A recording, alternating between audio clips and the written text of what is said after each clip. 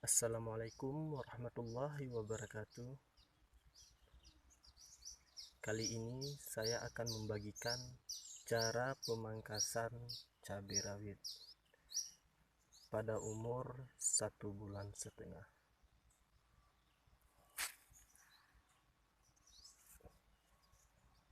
Pangkas pucuknya, sisakan sekitar 4 lembar daun.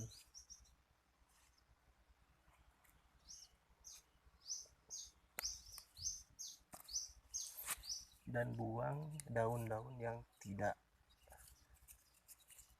terlalu berguna.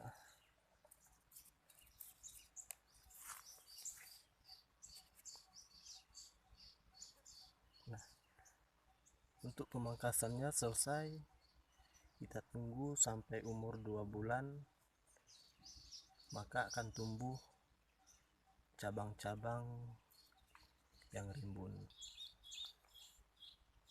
Nah, pemirsa, ini adalah batang cabai yang sudah dilakukan pemangkasan, dan ini sudah tumbuh cabang-cabang yang sangat rimbun. Ini ada beberapa cabang, 1, 2, 3, 4, 5, 6, 7 cabang. Inilah cabai umur 2 bulan 10 hari yang telah dilakukan pemangkasan. Tumbuhnya dengan subur, dengan rimbun, dengan sangat baik. Oke, terima kasih pemirsa. Jangan lupa like, subscribe. Terima kasih.